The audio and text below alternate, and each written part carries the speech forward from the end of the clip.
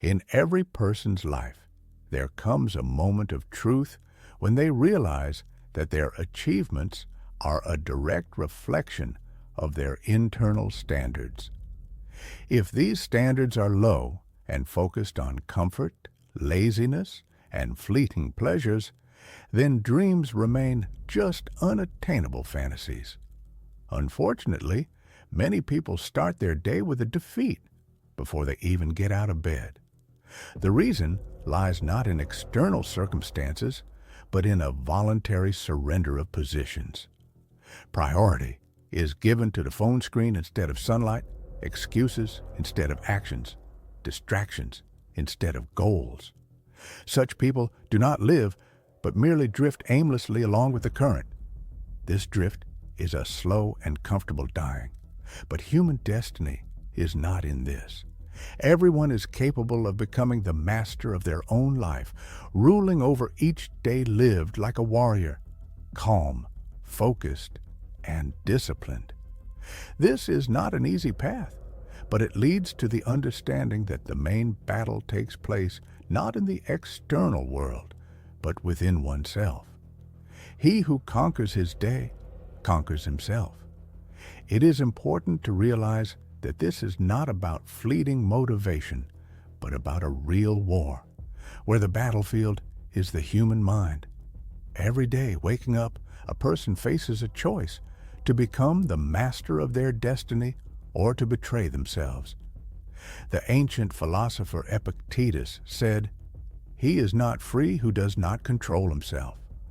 Many mistakenly believe that freedom is the ability to do everything you want, when you want. But true freedom lies in the ability to do what is necessary, regardless of personal desires. Weak people become slaves to their moods, while strong people obey the voice of reason. The Stoic philosophers deeply understood that true well-being lies not in the ephemeral pursuit of happiness, but in gaining control over one's inner impulses, fears, and desires. They firmly believed that a mind devoid of control inevitably turns into a despot, subjugating the will of man. Imagine a situation. You wake up in the morning and are overcome by a reluctance to move.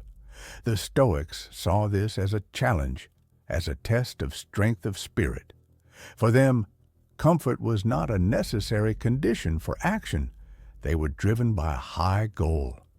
Seneca, one of the greatest Stoics, wisely noted, "We suffer more in imagination than in reality."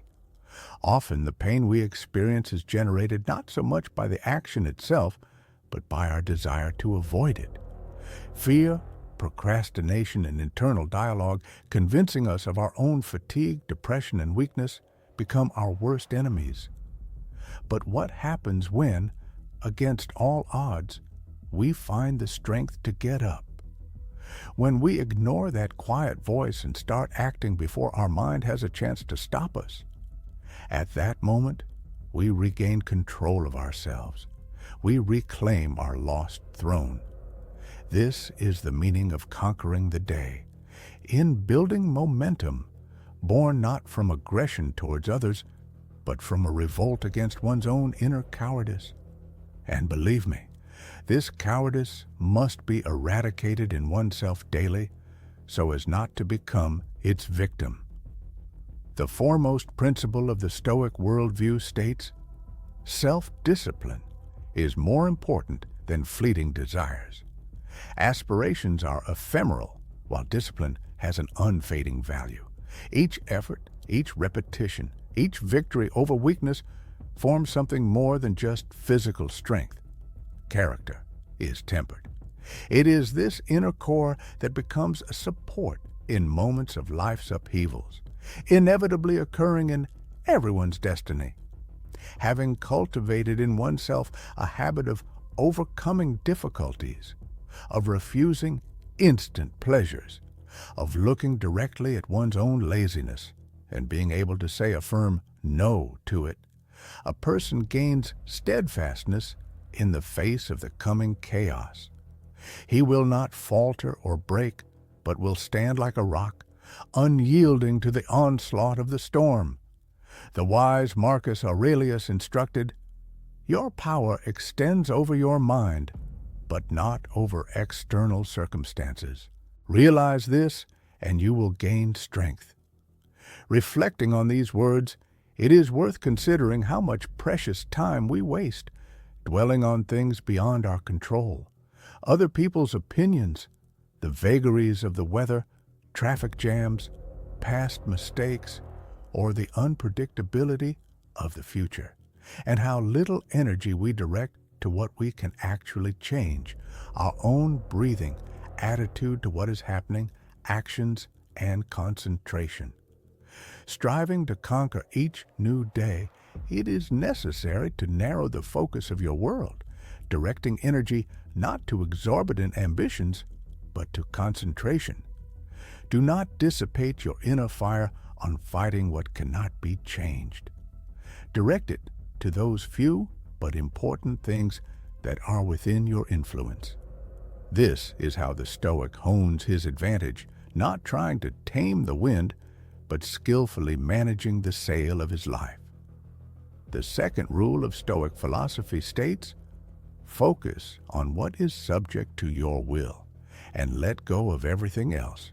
The depletion of strength in most people occurs not from excessive activity, but from futile attempts to tame the uncontrollable. They take on an unbearable burden, indulging in fruitless reflections, spreading gossip, and endless complaints. It is necessary to be merciless to what penetrates your mental space. Your thoughts are your personal territory, which should be guarded like an impregnable fortress, for loss of attention is tantamount to loss of strength. This leads us to the third principle of Stoicism. Protect your inner world and be prepared for life's trials. There is a misconception that Stoics are insensitive automatons, devoid of emotions. However, the truth is different. They certainly experience feelings, but do not allow them to control their actions. Their compass is reason, values, virtues such as courage, temperance, justice, and wisdom. These are not just beautiful words to pronounce in moments of prosperity, but powerful weapons necessary to confront the chaos of life. After all, frankly speaking, life will strike you more than once. It will break your heart, steal your precious time, and deceive your expectations. You will inevitably lose loved ones, face setbacks, and be tested in moments when no one is watching you. In such fateful moments, when the true essence of a person is tested, the number of books read or inspiring quotes published is of absolutely no importance. The only thing that gains weight is how diligently the individual has trained, tempering his spirit away from prying eyes in solitude and silence. When there are no spectators showering applause, when no one is watching how a person overcomes pain and exhaustion, when the only reward is the realization that he did not give up and did not retreat, it is then that the transformation into an unshakable personality takes place. And the point here is not in insensitivity or lack of empathy, but in the fact that this person has repeatedly chosen strength and will instead of comfort and weakness. And ultimately, this becomes not just a choice, but an integral part of his nature, his essence. The fourth unspoken rule states, weakness cannot be negotiated with or compromised. It must be eradicated, banished from oneself by persistent training and self-discipline. The alarm clock rings, signaling the beginning of a new day, and the person immediately starts acting. His schedule clearly states, training, and he trains without asking questions about his well-being or how fair it is. He simply does what is necessary, regardless of the difficulties. Why? because a life dedicated to virtue and perfection inevitably requires overcoming discomfort and stepping out of one's comfort zone. A person striving for ease and serenity will always be dependent on someone who strives for growth and development. And when an individual stops looking for easy ways, he embarks on the path of a warrior, a path forged in sweat, loneliness, and silence. This silence is crucial for self-knowledge and spiritual growth. Marcus Aurelius, the Roman emperor and Stoic philosopher, kept his famous diary in the early morning hours, alone with himself, when nothing distracted him from deep reflection. No noise, no temptations, only honesty with oneself. In the modern world, there are many who fear silence and peace. This fear stems from a reluctance to face one's own reality, because in moments of solitude, the inner voice becomes especially clear, and the truth about oneself can be unflattering. However, unlike those who run away from themselves, the Stoics bravely face their fears.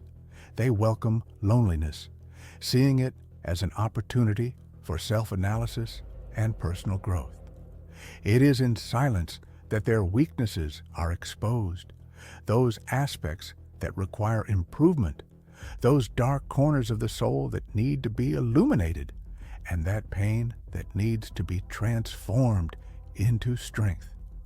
Daily practice of self-analysis, readiness for inner struggle, temper the spirit and give rise to self-respect. Not because of illusory perfection, but for honesty with oneself. There is no power more powerful than a person who is aware of his shortcomings, but, despite this, purposefully moves forward. The fifth rule of Stoicism states, start the day with yourself and end it with reflections. Do not just wake up and exist aimlessly. Wake up with the intention to create, and do not fall asleep in senseless stupor. Go to sleep wiser than you were at dawn. Ask yourself questions. Where did I fail? Where did I win? What lessons did I learn? This is how the Stoic grows, not in pursuit of external results, but in improving the internal process, meeting each new sunrise with a renewed consciousness.